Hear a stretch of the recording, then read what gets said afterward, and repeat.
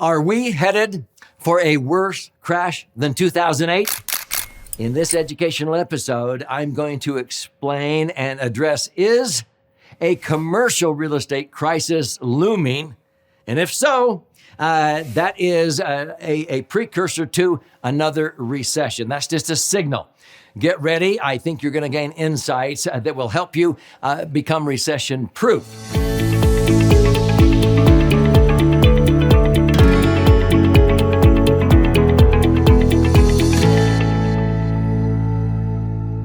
So I'm Doug Andrew. I've been a financial strategist and a retirement planning specialist now for nearly 5 decades. I started in 1974, helping thousands of people in my career optimize assets, minimize taxes, and empower what I call their authentic wealth. But I've helped thousands of people become recession-proof.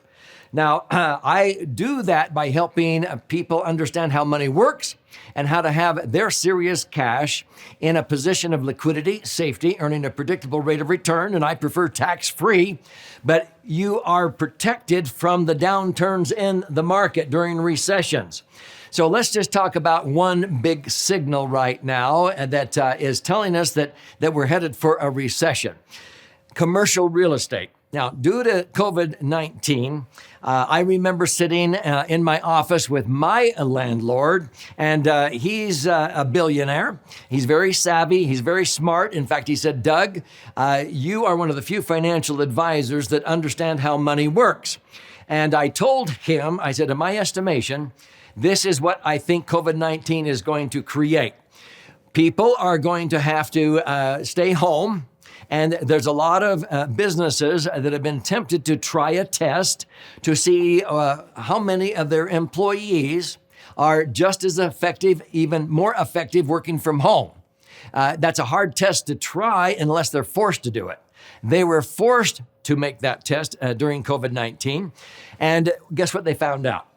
Most businesses found out that somewhere between 40 to 60%, around half of their employees actually were just as effective, if not more effective, working from home.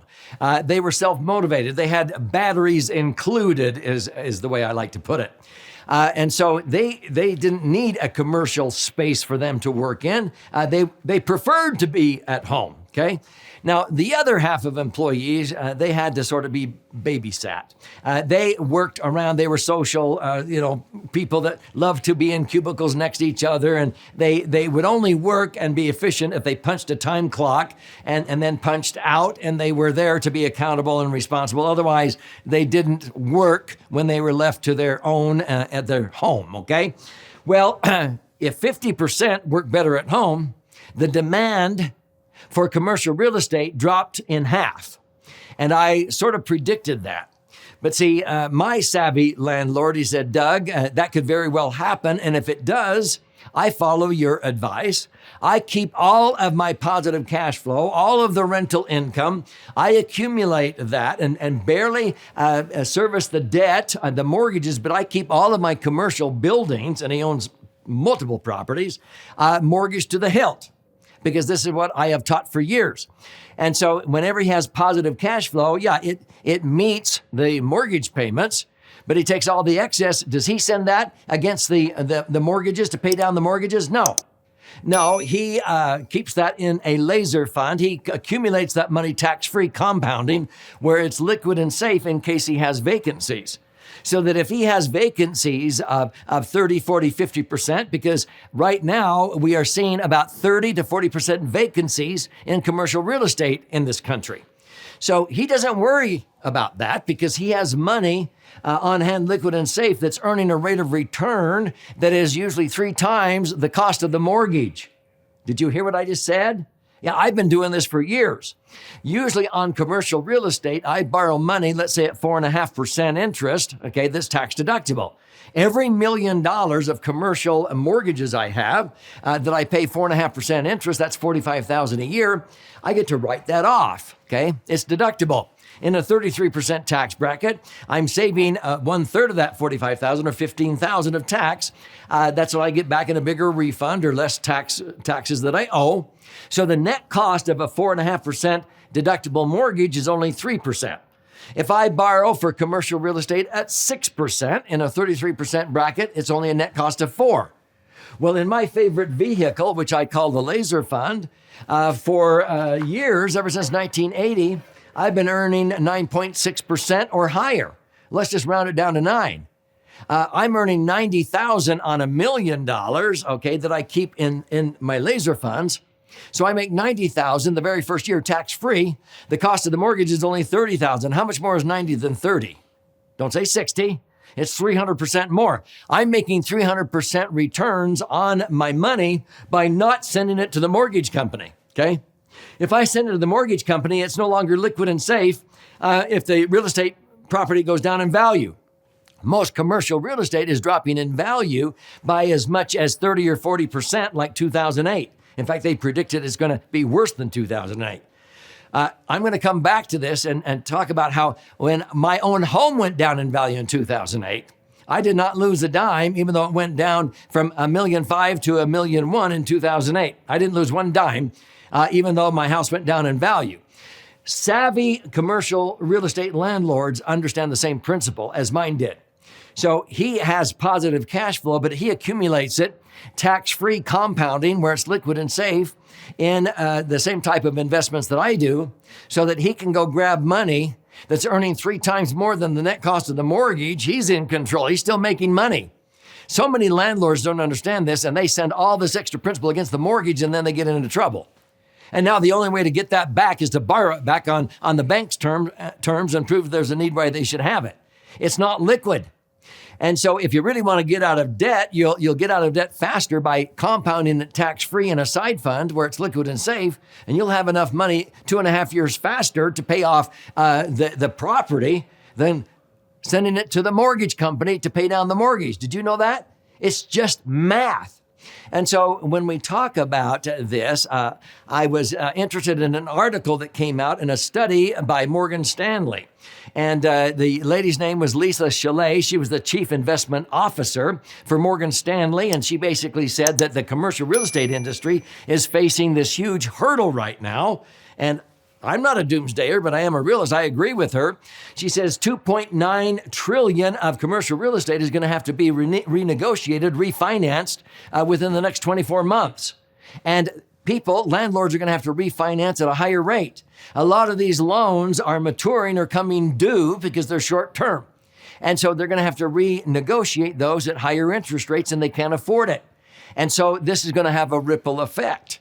And so this is going to cause a recession because of related businesses. So what's happening is regional banks, the smaller banks, are usually the ones that 70 to 80% of their loans are on commercial buildings, commercial real estate. So what's that going to do to regional banks? We're going to see more bank failures. This is like the Silicon Valley banks and the signature banks. We're going to see more bank failures, folks. Now, in 2008, we had 400 banks go under and 900 more were on the watch list, on the brink of going under.